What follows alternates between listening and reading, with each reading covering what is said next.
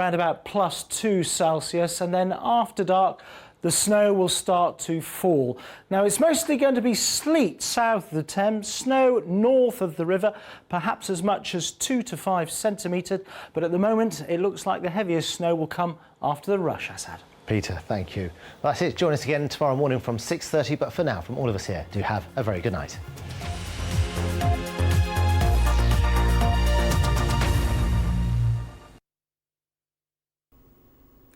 Hello again. Well, it seems this snowy weather has been bringing out your creative side, judging by some of the photos you've been sending to us here at the Weather Centre. For example, this pair was spotted in Tetbury, but we've had polar bears, we've had skulls, Easter Island statues, and my personal favourite, even a Dalek. But of course there is a downside to all this snowy weather, and we're going to see that again during Friday. An amber warning for heavy snow, particularly affecting Scotland, northern and eastern parts of England through the day. It is likely to cause some travel disruption. Tonight though, ice is definitely the main hazard once again. Temperatures dropping to -9 at the moment in parts of mid-Wales, and elsewhere across England we could see similarly low temperatures under clear skies. You can see a bit of snow fringing into western Scotland later in the night, but it's rain that's going to be pushing in to the far southwest of England. So rising temperatures and a wet start across Cornwall. Slightly higher temperatures too across the rest of southwest England and South Wales, but you don't have to go too far further eastwards to start to meet that frost. Very low temperatures, so as I say, an icy start. But here we go, 5 degrees and rain in Northern Ireland, so the change well and truly underway here. But as that rain edges in across Scotland, it's going to meet that cold air and turn readily to snow, certainly over higher ground, perhaps down to lower levels at times. So the higher routes through the Highlands affected, and then the southern uplands as we go through into the afternoon, and drifting with those strong winds as well. Always rains though further west, but very, very slow progress, and that means that for much of the Midlands, East Wales and the rest of England, it looks like staying dry, but it will feel cold as that wind picks up. It's going to feel pretty raw through the afternoon, not helped by grey skies either. Then, as we go into the busy time on Friday evening, the snow marches on. Higher routes through the Pennines looking pretty tricky for a time. And then at lower levels across other eastern parts of England, good few centimetres of snow potentially, and it hangs around for a while across East Anglia and Kent, but clearer weather following behind. And that's the start of a big change that we see this weekend. Huge area of low pressure really driving that milder air in from the Atlantic, pushing that colder air away into the near continent. So this is the sort of thing we can expect. Temperatures 6, 7, 8, 9, possibly even 10 degrees through this weekend in places. A bit of sunshine around, but also some rain. So it turns milder. You get some rain coming in as well, particularly Saturday night into the early part of Sunday. So a rapid thaw, that could well lead to a risk of flooding. So a big change on the way. You'll find the warnings on the weather system. But of course, it's the end of the snowmen, and it's goodbye from me as well. Bye-bye. We're in for some lively debate from Weymouth next tonight. Ian Hislop's among the panel for Question Time.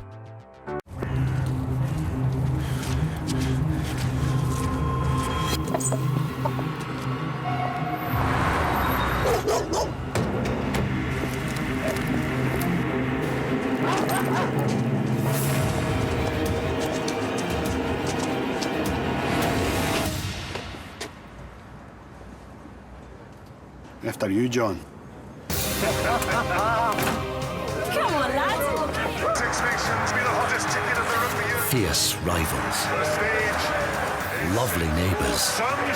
The Six Nations starts Saturday, 2nd of February across the BBC. Live sport tomorrow on the BBC as Andy Murray faces Roger Federer in the semi-finals of the Australian Open. Coverage from 8:15 on BBC Two and the BBC HD channel, or listen in to BBC Radio 5 Live.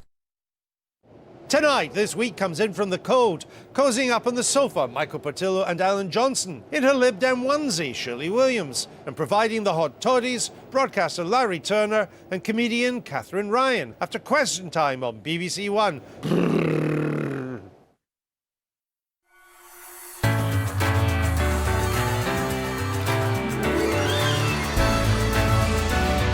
So, first on BBC One and in high definition on BBC One HD, it's over to David Dimbleby. We're in Weymouth tonight and welcome to Question Time.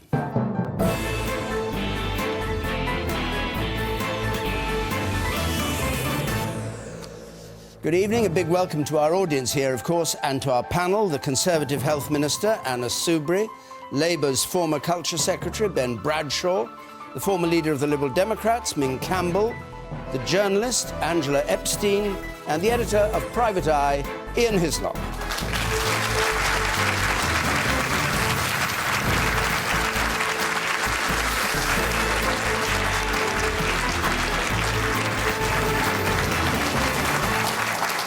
Good, thank you very much. Thanks very much indeed. Our first question comes from James Foster, please, tonight.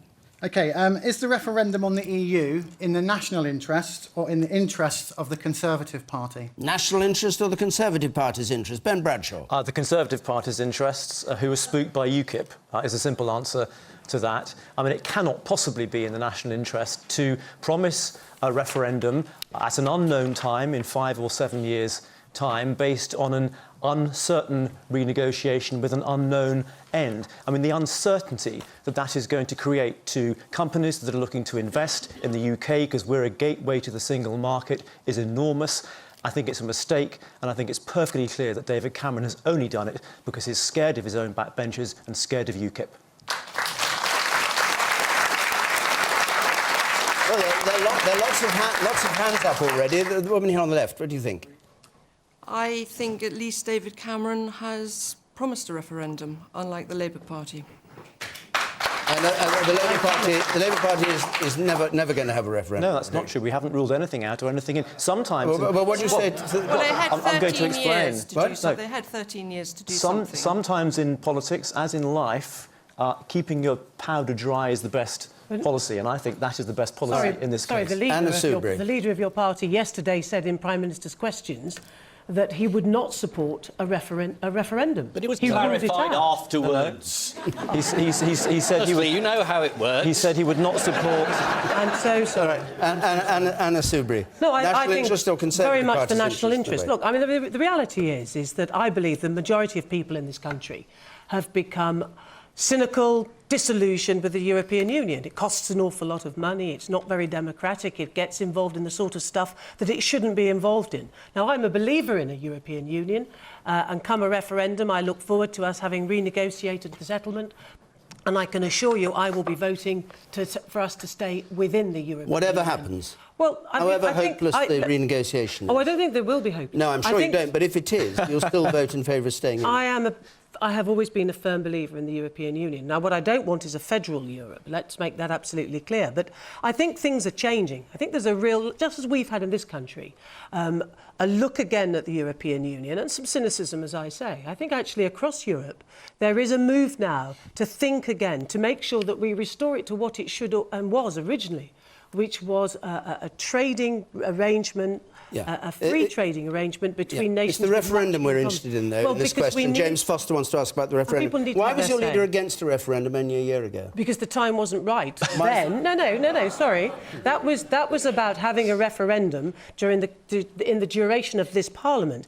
We are talking about having the time to go and renegotiate. And if you look at the welcome that we've had, Angela Merkel has already welcomed this. She wants to talk and do business. Steady on, the guys don't like to hear the truth on this. Angela Merkel has said she's willing to have a conversation. Well, what's wrong with that? Qualification she put in was that you couldn't allow everyone, as it were, to go their own way. And if there was to be a settlement, it had to be one which was going to be universally acceptable. Plus, of course... the French and Germans. Well, exactly. And since then, the French have made it pretty clear they don't like the idea of what I think some would call a pick-and-mix European Union. I mean, Ben Bradshaw's absolutely right. We're about to embark upon an unprecedented period of constitutional and economic uncertainty, as if we didn't have enough economic uncertainty at the moment. So you pull the rug out from under the coalition because of it? No. I mean, your leader says they're going to damage Britain. Are you standing there allowing Britain to be damaged by a decision made by the man you keep in power? The coalition agreement provides that in any occasion when additional powers were to be transferred from Westminster to Brussels, there should be a referendum. That's what we signed up to, and that's what we're going to see through. But hang on, Ming, just a second. Your leader says that this decision is not in the national interest because it hits growth and jobs. How can you stay in a coalition which is pursuing a policy that's not in the national interest, in Clegg's view, your leader's view, and affects jobs and the economy? Just imagine what the effect would be on jobs and the economy if we broke the coalition at this particular point. Now, it's no secret I was not a great enthusiast. I was not a great enthusiast for the coalition, although I quite like Have I Got News for You. And my attitude was and remains that this is a coalition of necessity. We have to restore stability in the economy. But can you imagine the instability which would be caused if we broke the coalition? All right, so the answer to the question is, of course, it's in the interests of the Conservative Party, but not the interests of the nation. It's not so much about UK, it's more about UKIP. All right, we got that one off. Yeah. The man here, I'll come to you. Yeah. You've not had a vote on this in your lifetime, have you? No. No, I haven't. Looking forward to it? Yes, I am. I think there is a great need for a referendum on the European Union, and I think the Labour Party do seem to be against a referendum on the European Union, simply because of what Ed Miliband said in Prime Minister's Questions yesterday. And we need to renegotiate with Europe. We do need to renegotiate with Europe because of the mess that Labour signed up to with all these treaties that give all these powers away, the Lisbon Treaty being one of them, where Gordon Brown just sort of walked along and decided to sign it. In private? Like that, yeah. Just decided to sign it. But he didn't go to the lunch, so it's all right. Because he was just frightened of Europe. OK, so you're in favour. What about you, sir, in the white shirt there in the middle? Yeah, I think basically that what this referendum is an attempt by the Conservative Party to hoodwink the electorate into voting for them in the next general election.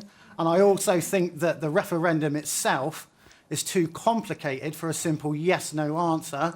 And I believe that the general public of the United Kingdom need to be educated on the European Union to exactly know what they're voting for. OK.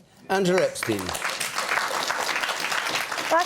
I think in answer to the gentleman's question, there was no doubt that David Cameron's speech was a spectacular example at the start of political interest. It had absolutely everything. It articulated all our anxieties. It had poetry. It was slightly Shakespearean. It even sort of delved into X Factor territory. Where was the poetry? About draining the channel.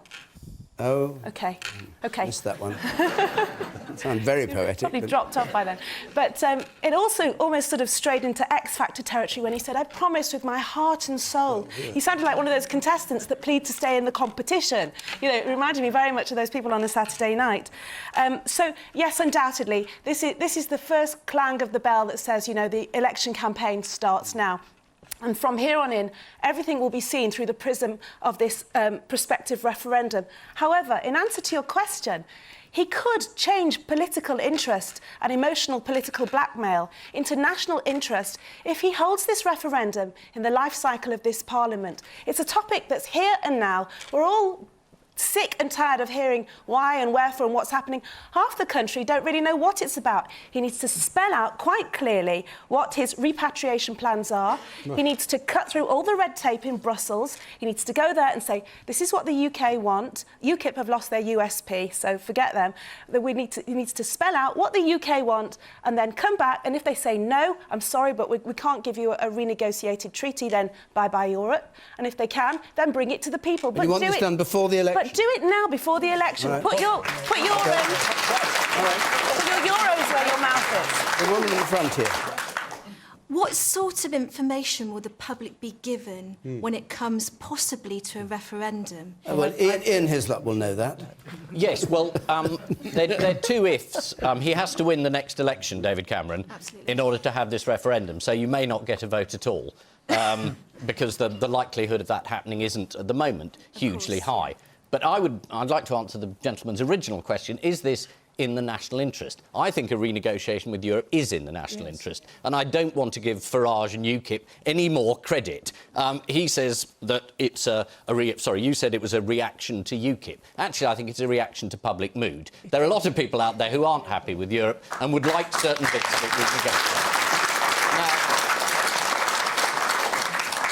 I mean, terrible as this may sound, this is what politicians are meant to react to, is to what the population is interested in. In the position where they can actually make a really good, well-informed decision on such a complex issue with so many implications strategically, it's no more complex than intervening in the Middle East or the economy and having a triple dip. No, why shouldn't the public have a view? Is there a This danger is the problem with Europe, is that democracy is a worry for people. Is there a and it's danger full of- of regimes that are appointed by technocrats. Why not have the public saying what they think? Is there a danger of knee-jerk decisions based on a popular idea or patriotism, which may well be not in the general public's interest?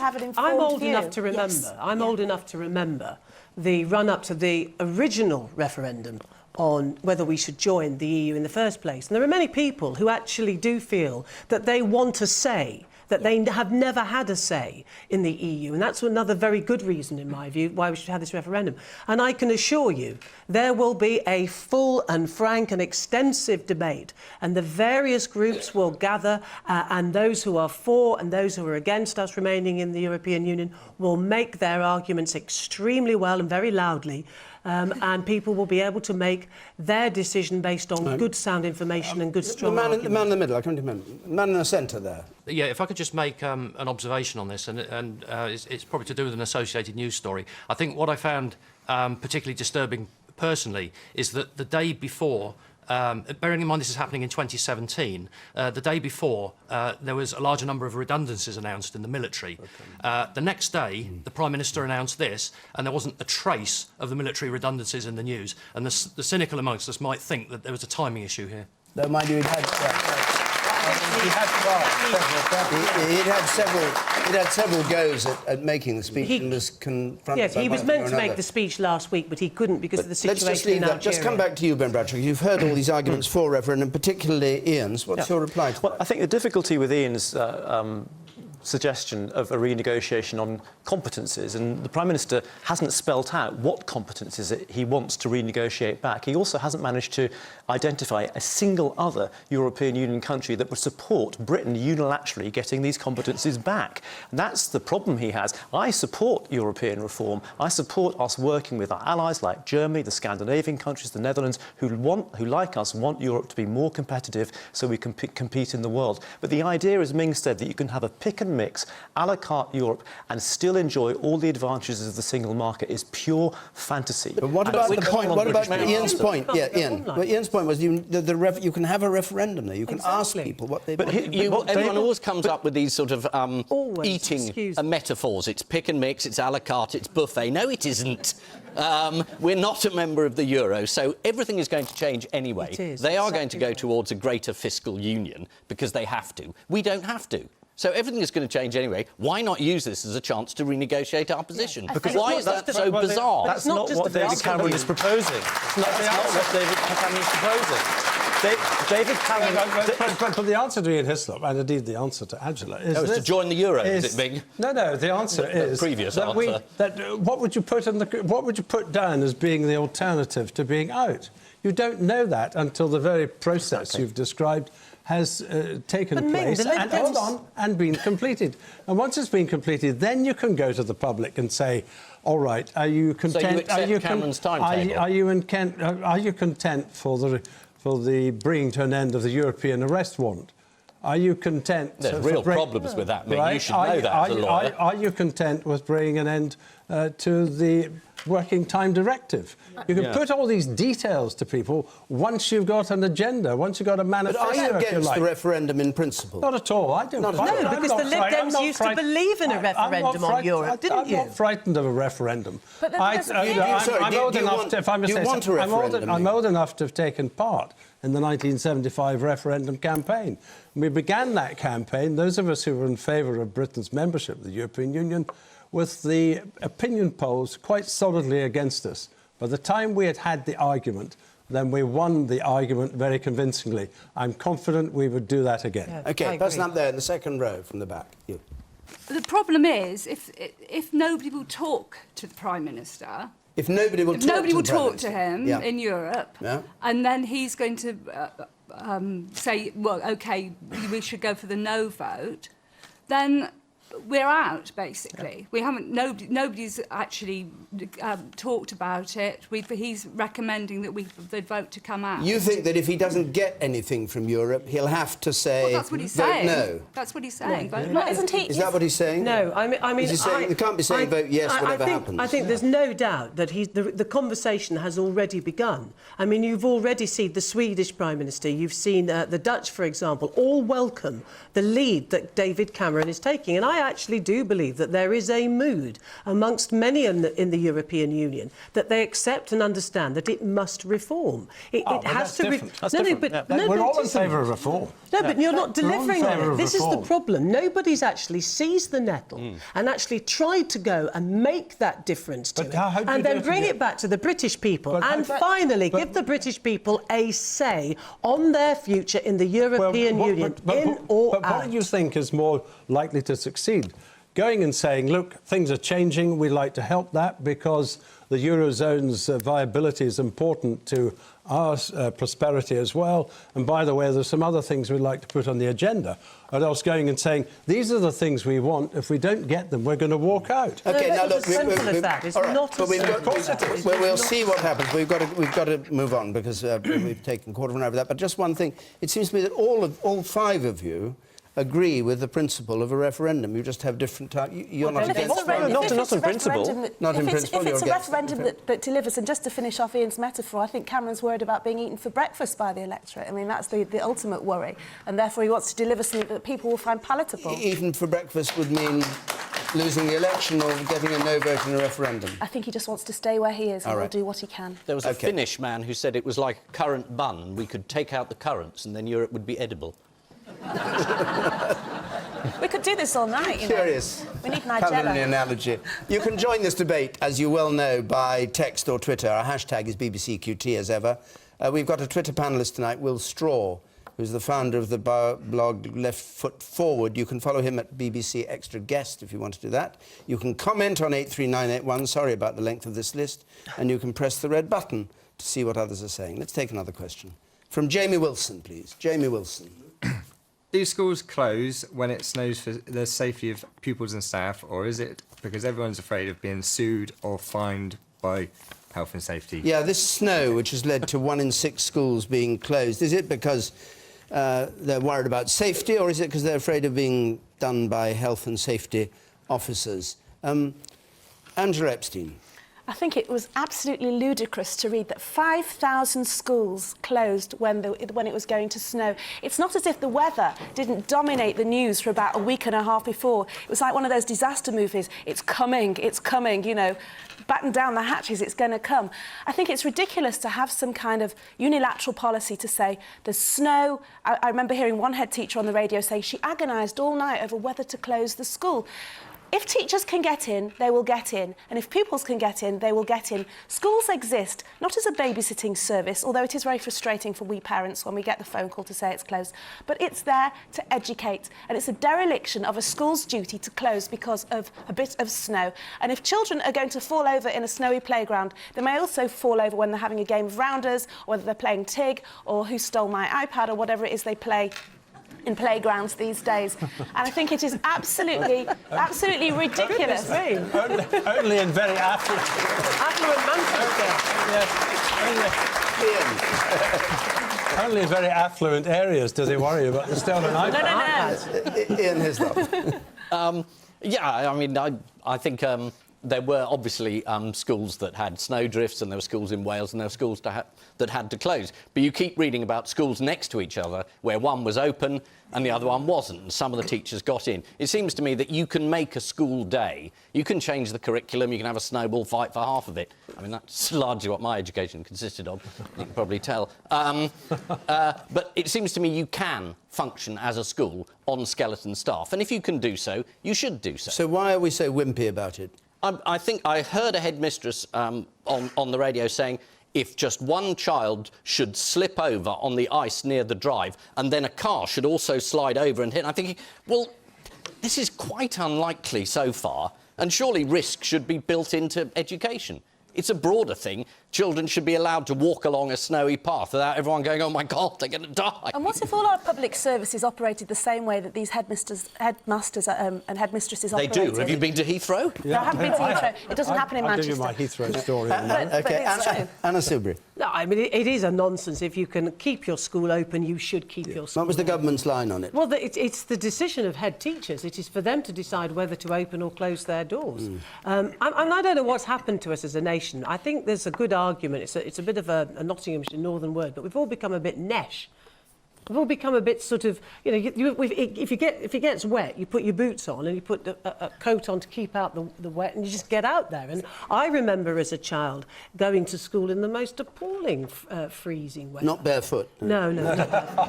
But I mean, most politicians remember going barefoot. Barefoot. No, but you wrap up warm, and you went to school. And the best thing, certainly when I was at school in Worksop, was having the snowball fights.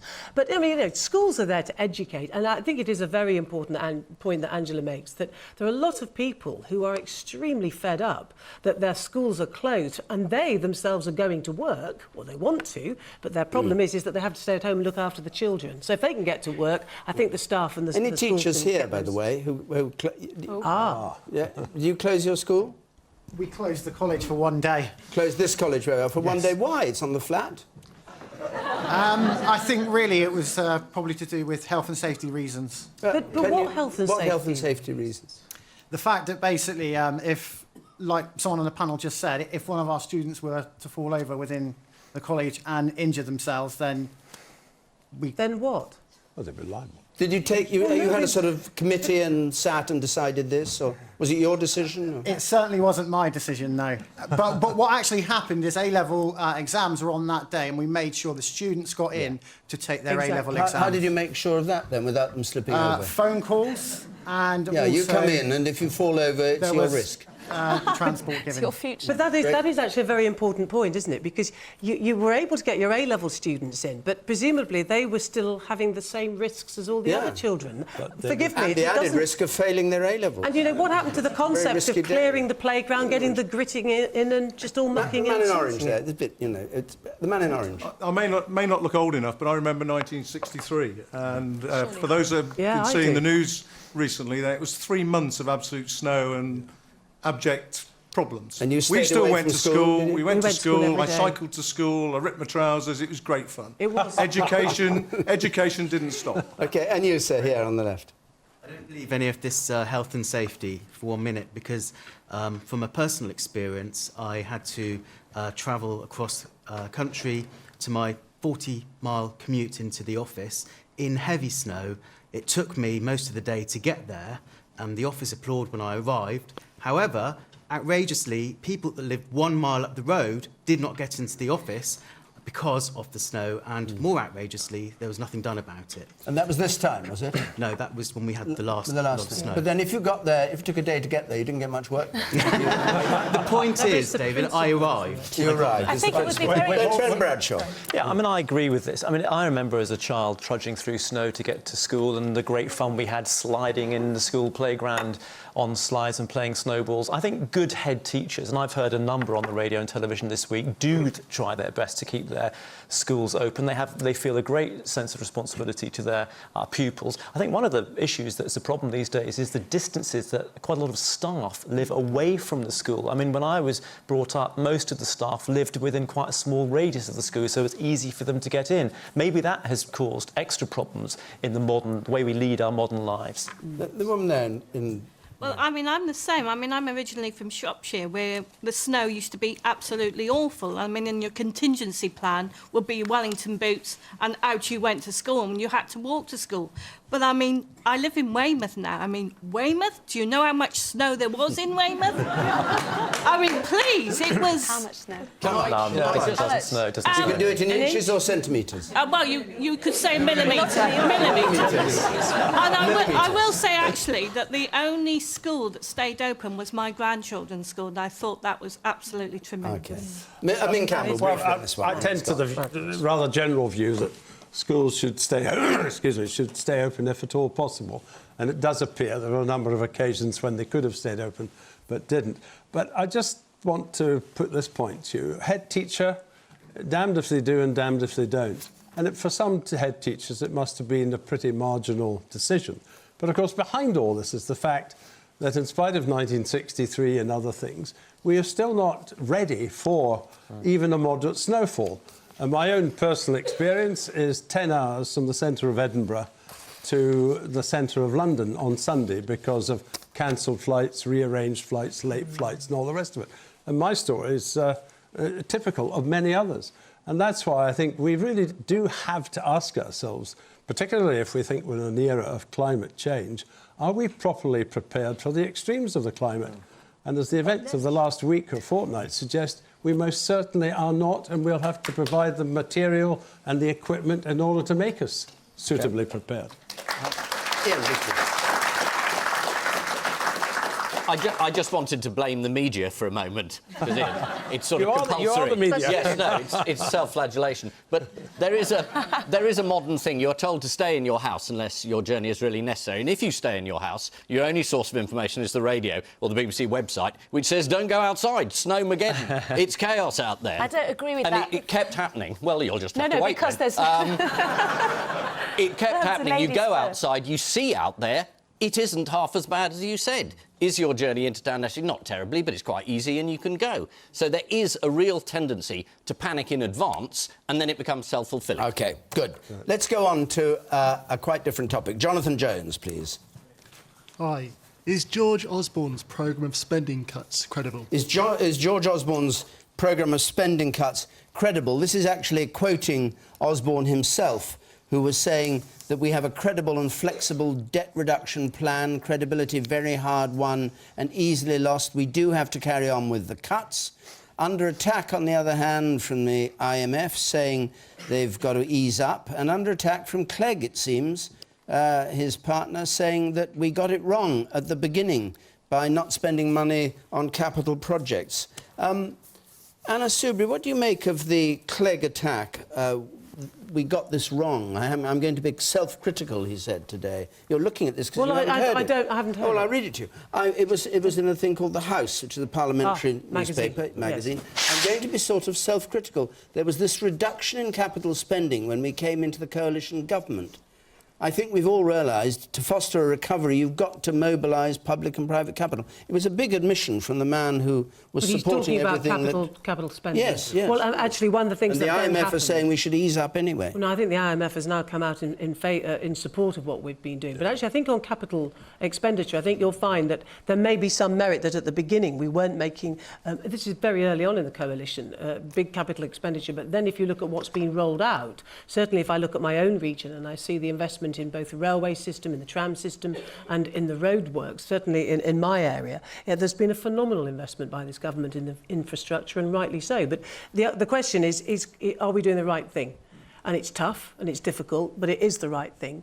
I don't believe that there is, to use that expression, any alternative, because the only alternative is to do what Labour did, which got us into the mess in the first place, which was to borrow on a level and at a scale that we have never seen before in this country.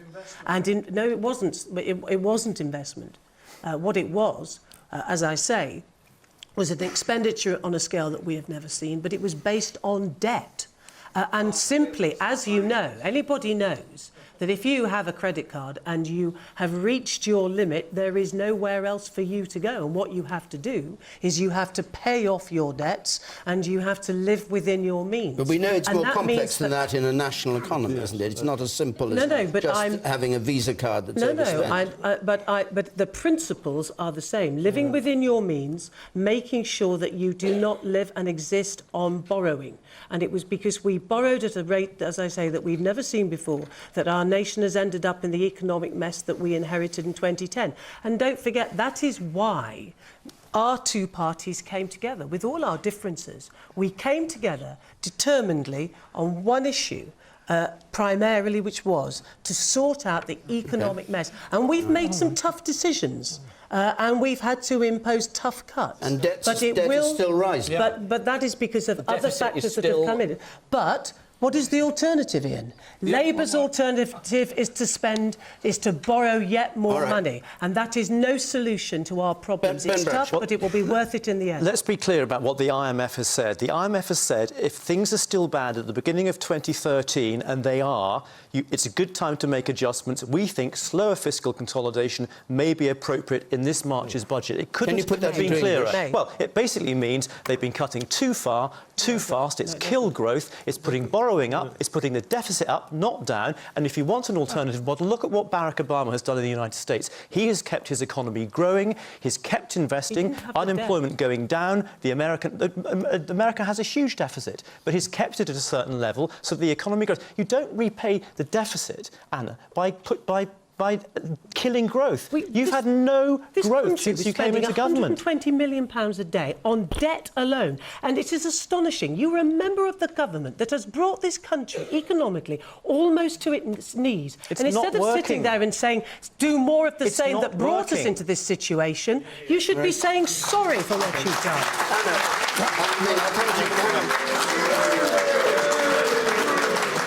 You don't think they should apologise? And just before I go to Ming, why did the Prime Minister say last night we're paying down Britain's debt when Britain's debt is rising because year overall, the way that we are tackling the deficit, that will be the ultimate goal. You're not paying down the debt. You're not paying down either. They're both rising, both the debt and the deficit. No, the deficit is not. We have reduced the deficit. Only the projected we've deficit. reduced the deficit. First of all, can I say that I think references to credit cards have got more than a hint of the Thatcherite approach, which was... if you're a housewife and you can't balance the budget, then that, if you do that in the national interest, does things very badly. But I beg your pardon? I say, Margaret Thatcher must have been good because none of you, at any time, can keep her out of any conversation. So she must have done something right, eh? Well, she was a very considerable influence on the United Kingdom. Not everyone here, I think, would regard us having been an entirely benevolent one. But we've reduced the deficit by a quarter. Yep. We have kept interest rates lower than they've ever been in our history. We have managed, as a result of that, to keep mortgage rates low. 1% increase in the interest rate would mean another £100 a month on the average mortgage. The stock market is stable at around 6,000. The bond market, where we have to borrow, is stable. Now, should we have growth? Of course we should have growth, but you won't get growth that's credible until you've achieved economic stability. So the IMF's got it wrong, in your view? Well, if you look very carefully, the words may be appropriate. Well, that's pretty general, isn't it?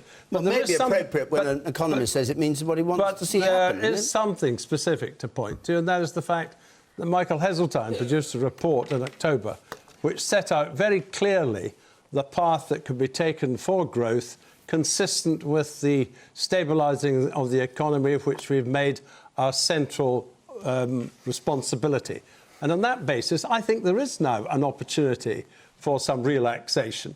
I think there's an opportunity to do more than the £5 billion that was released as a result of the autumn statement by George Osborne for infrastructure investment and things of that kind.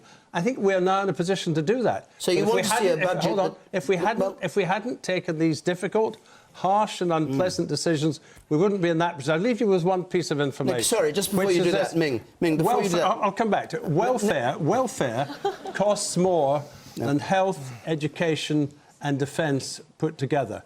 Is that sustainable? Ming, you're actually writing the Chancellor's budget for him in a way that... Is this the Liberal Democrat position on this budget, that he should ease up exactly what the IMF wants to see? I'm writing the budget with all the freedom of a backbencher.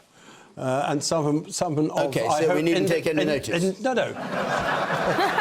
The original question was Nick Clegg has changed his mind. I wouldn't be on this programme if you didn't think that I had some influence with the Chancellor, no, would I?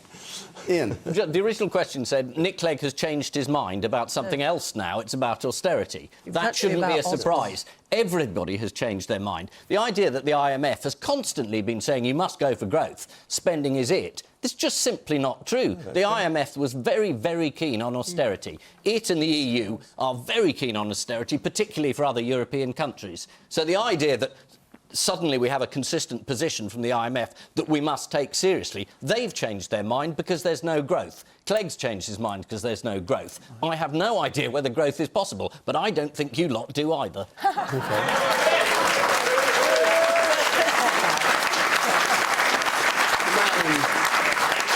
in the pink shirt in the second row there on the right. The government said it wants to keep reducing the borrowing.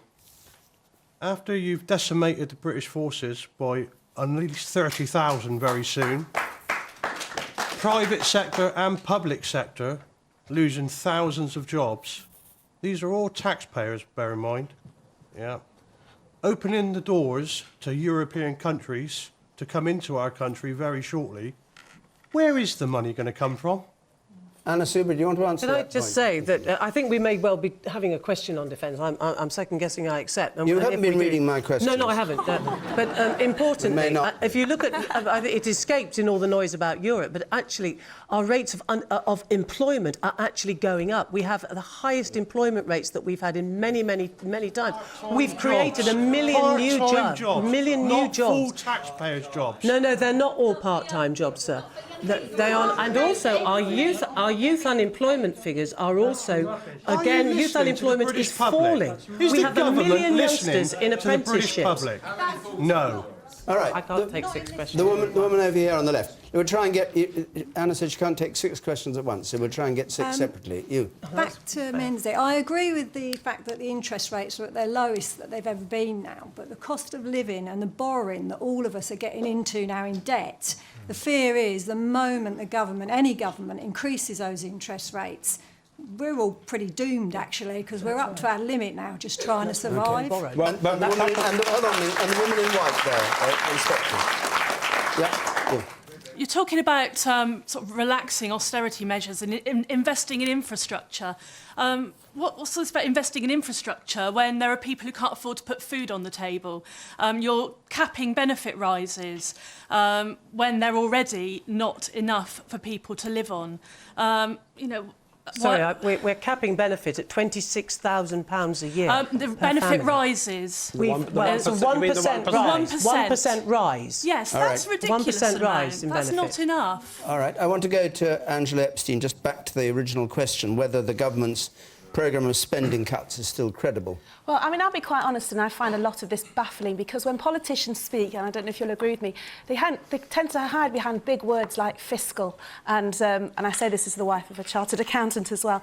But the fact is, out here in the real world, people want to know the reality of how they are going to cope with a time of severe recession, when people want to be focused on the creation of jobs, on economic growth, whether they can put food on the table, whether their local hospital is going to close, whether our military will be capable of defending itself.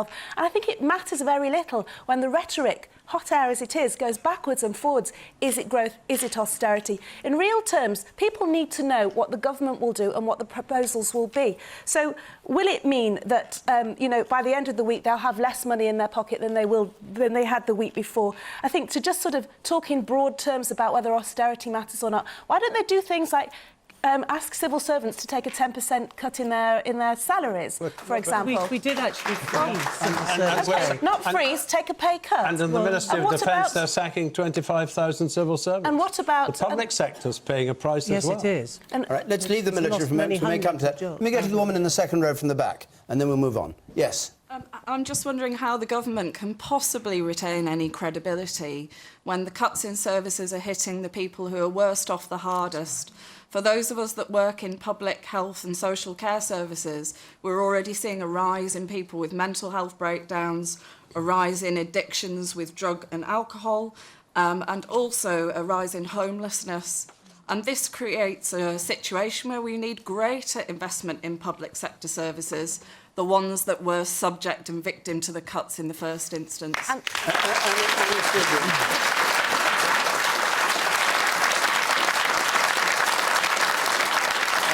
you said you couldn't take 6 questions at once. Can you just answer that specific point, and then we must move on? Well, I have to say, it's not what I recognise at all. I accept...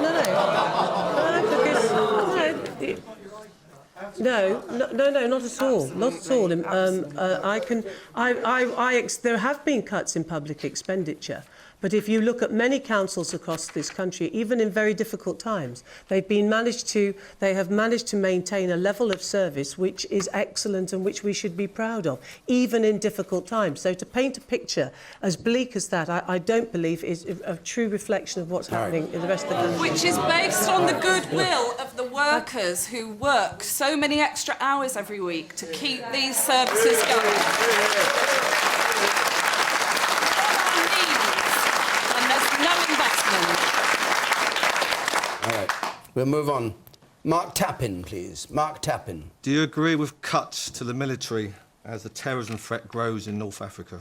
Do you agree with cuts to the military? Well, we've been talking round the subject of reductions in the armed forces, and I think I haven't the exact number, 5,000 job losses in the army, roughly. Yeah. The number's been brought down from 100,000 to 80,000 by 2017. Ben Bradshaw.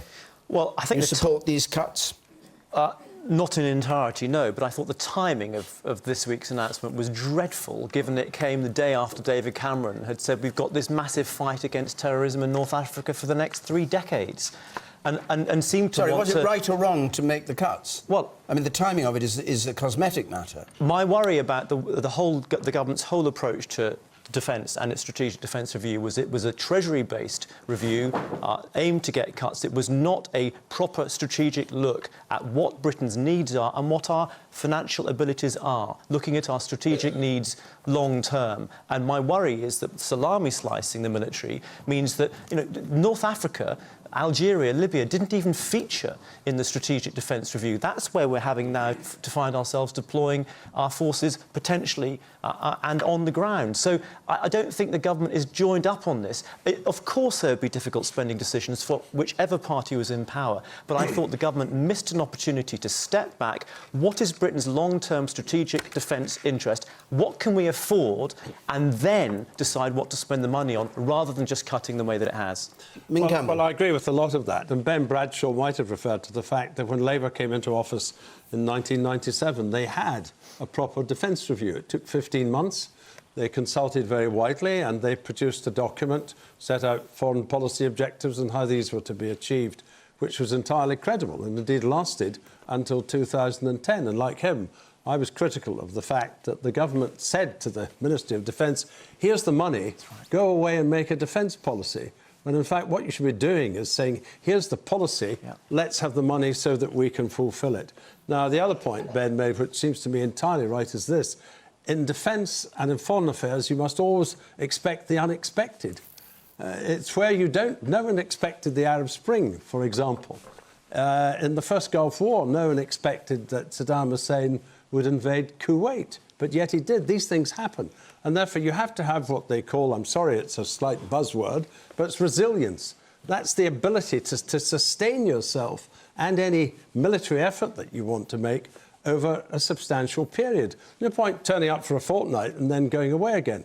Now, if we come back to the position in North Africa, the Prime Minister said, perhaps correctly, he said that this was an issue that was going to dog us for decades.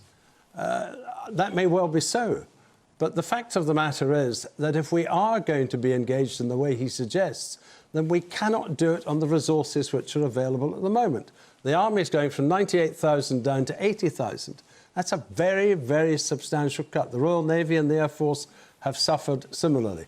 The first obligation of any government is to protect and defend its citizens.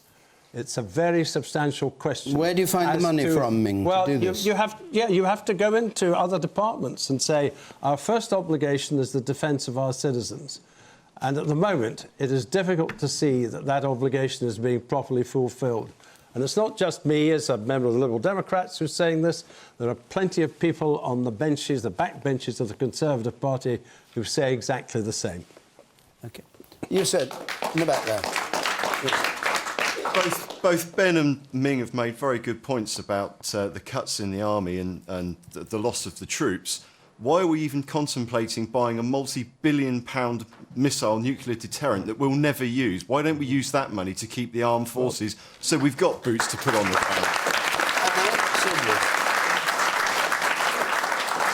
I mean, I think it's fair to say that for many of us in government, this has been one of the most difficult parts of the decisions that we've had to make. And I think it's really is worth reminding everybody that after the election, when we looked at the books, there was what we call a black hole in the Ministry of Defence books of some £33 billion.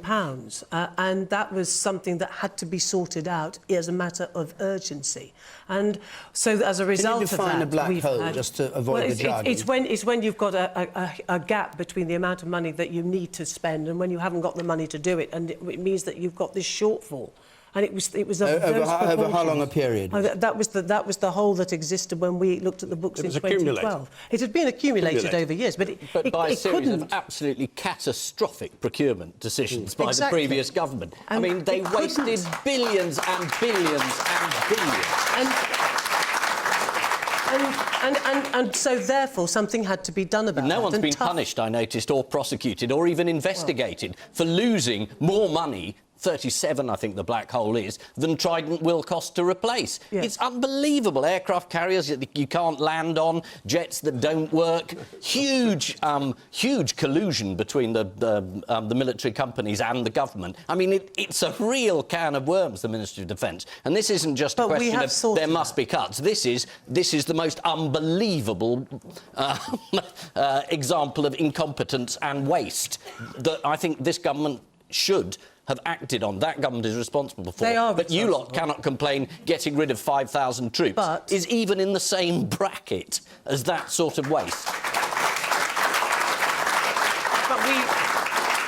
But as a result of that, we have had the full review of our defence systems. We have looked at the way forward. And it's been very tough, and it does mean that we've had to make soldiers redundant. Nobody likes to do that. But we will still have the fourth largest spend on our armed forces of any country in the world. So I think it's not the army, is it? I think it's worth remembering that. But these are, as I say, difficult decisions in the wake of what we inherited and what had been done before. It's not just what you spend. It's what you foresee as your obligations. You have to take these into account in determining what you're spending. Is that you were talking about difficult decisions in the health service. You don't just say to them, how much do you want? What's the problem? The man in the check shirt there. Hold on, man in the check shirt there. Being a civilian contractor working in Afghanistan at the moment, will the defence cuts change the pull-out date from Afghanistan? You say you're a civilian worker yeah. in Afghanistan? No, it won't have an effect, so no. OK. It depends on the United... If the United States goes more quickly, then I think Britain might go more... Man here, and then I come up to you, and then I go to you, Angela. Yes. I think one of the biggest concerns is homeland security. And when you're cutting the armed services at the same time that you're cutting the police service and all the other public services, it's what is going to happen. I firmly believe the government are abdicating their responsibility to homeland security. OK. And you sat up there on the back, second row from the back. Yes, it's not, as Ian was saying, it's not the squatty on the ground who's losing his gaiters or his socks or his boots and he's wanting money to pay for it. It's the people who made the decisions to make boats that bloody planes can't land on, or even planes that they just... The whole design has come through and they've just thrown it out the bloody window. Okay. The same people are going to be in the same jobs when the squaddies signing on the same with docks somewhere. So regardless of which government is in office? Well, I don't consider Labour to be a government. But whoever is in government. Angela Epstein. Well, I think it's a shame that we think so little of our national security, that we've reduced it to a level of bean counting. I mean, as Ming says, the first priority of a government is to protect its people.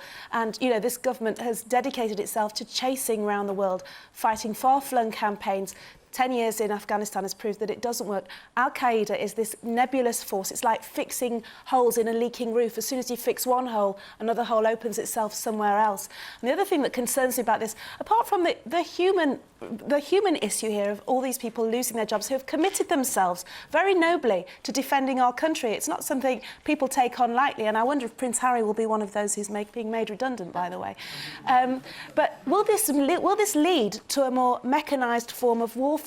We have to somehow protect this island realm. Wars are not predictable. You don't get a memo to say, you know, on the 17th of September, then we might have a nice little skirmish somewhere.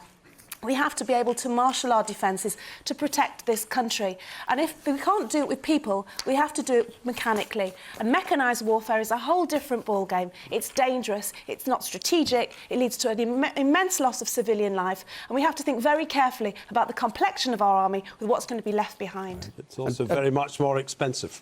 I'll take one more point from the woman up there on the left. You say that you didn't see the Arab Spring or the problems that are happening in Mali.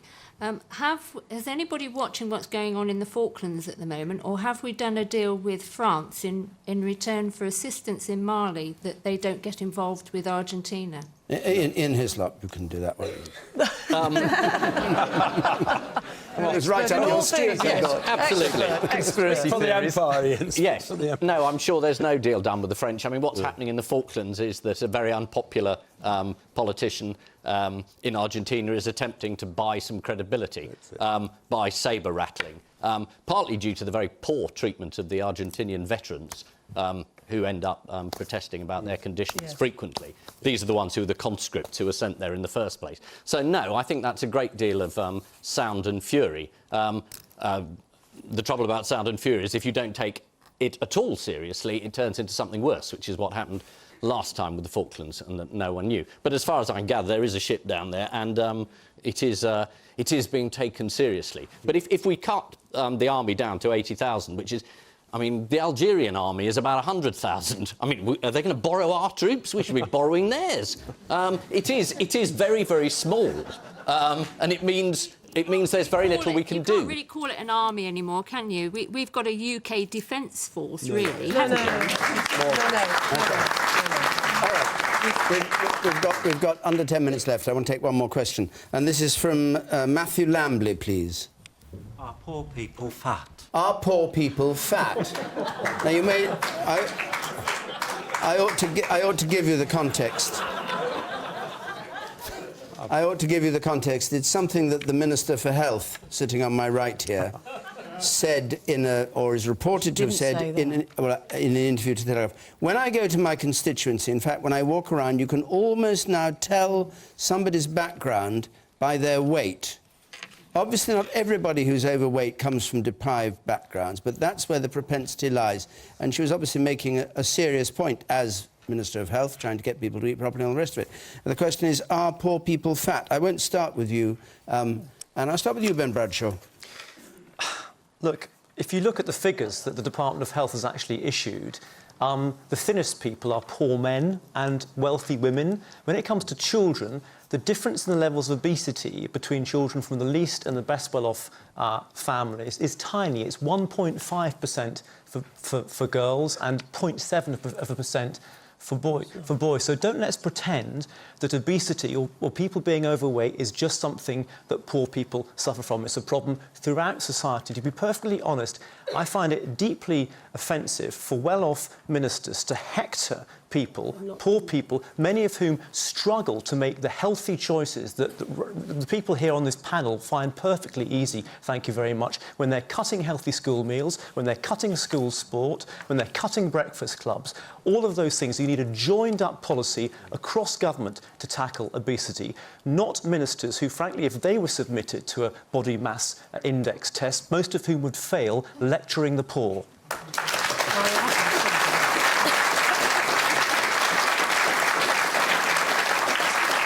All right, Anna Soubry, you're accused of hectoring people. Well, that is not true. The quote was accurate, though.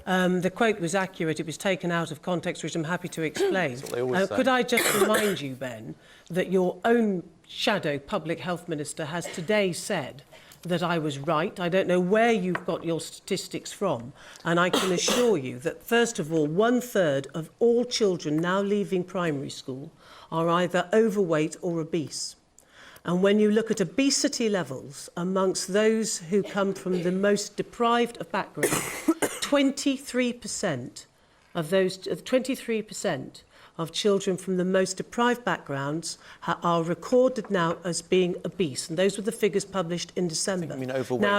Now, obese. No, sorry, there is a difference between being obese I'm a former and health minister overweight. as well. Well, with great respect, you don't sound like it, and I don't know where you've got your figures from. No? Because when you compare that figure with those children from the more affluent backgrounds, that figure is 13%. These are not made-up statistics. What was the point you were trying to make by drawing attention to this? I was at a statistics conference are right? for the Food and Drink Federation. And the point that I was trying to make was that, first of all, we as individuals must take responsibility for what we eat and drink.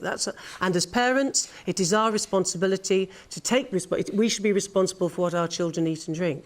And I was at this conference. You were saying these people are not responsible, are not taking responsibility. No, I'm saying we all should take responsibility for what we eat and drink and the way that we feed our children.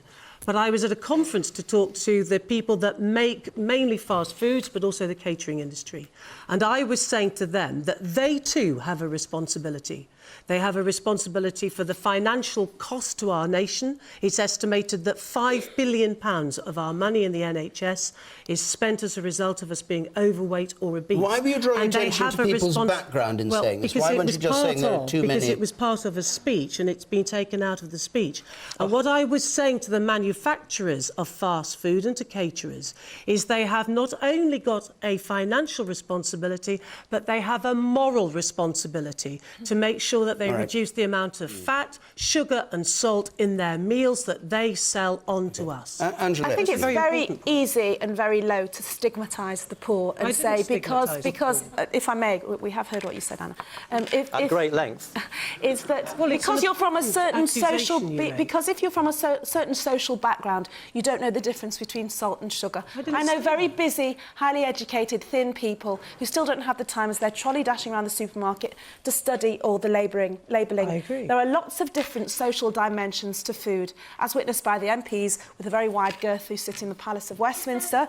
As 1 second, if I may, there's the issue of people who have a chaotic family life. You know, people are time poor, they're work poor, they're getting work where they can. People don't sit around the dinner table anymore. They use a tray. Talked about that. And that's possibly because they don't have an opportunity because they're working harder just to earn the money to put the food on the table. The fact is that it's so easy to say that because you're overweight, you're eating all the wrong foods. Women comfort eat. Speak to anybody who has had a heartbreak and they nosedive into a box of chocolates. You know, and that's nothing to do with their socio-economic. The question is, are poor people fat? Well, of course they're not. Well, but of course they're not. I actually read this speech. Not all of it, my dear. No. Only what was reported. Yeah, no, and you did have a go at the food industry, which I thought was terrific, and the headline was the bit where you made the link. But honestly, it's not just sort of mad right-wingers. The Child Poverty Action Group today supported her, saying there was a link between childhood obesity and eating the wrong thing. I'm not a mad right-winger, by the way. No, I'm just positing those types. But I'm trying to say that you made a perfectly good point there. My party keeps saying I'm a pinko, so watch out. Right. I can't really... Can I answer that point? Can I just make this point? Anna, the truth is you should be laying into the industry, and the industry will not be regulated. Ben's lot said we'll have a voluntary agreement with the drink and food industry about salt and fat, and they'll regulate themselves. They didn't do it. Obesity continues, and there's still a problem with it. I think this lot, you finally got to actually get them. Exactly. Anna, no, you can't, because Ming hasn't spoken, and we're also out of time. Ming, this line... Very quickly, you can almost now tell someone's background by their weight. That was what Anna said. Well, I don't believe True or that. false? I don't believe that's universally the case. Can we just accept that we've got a problem about obesity, however it arises? Can we just accept that we shouldn't hector people about what they eat, but that we should make sure that education in schools helps young people to understand what healthy eating is? And I have to insist we agree on silence now from our panel, because sadly our time's up. In fact, we're over it. So just to say, we're going to be next week in Lancaster. Saeed Avasi for the Tories, Alan Johnson for Labour will be there. The week after that, we're going to be in Stirling. If you want to come to the programme, the address there, the email address is where to get hold of us, or you can call us 0330 123 99 88. Many thanks to you on the panel. Many thanks to all of you who came here to Weymouth to take part in this edition of Question Time. And until next Thursday, good night.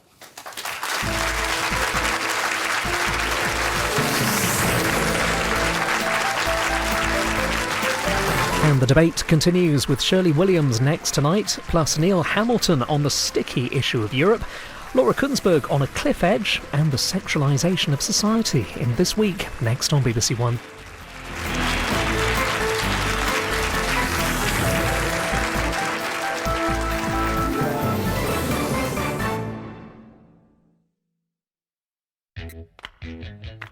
The BBC Radio 2 Folk Awards take place next Wednesday night at 7:30. Watch the star-studded ceremony featuring live music and special guests via the red button. More details on the Radio 2 website. Oh, that poor girl.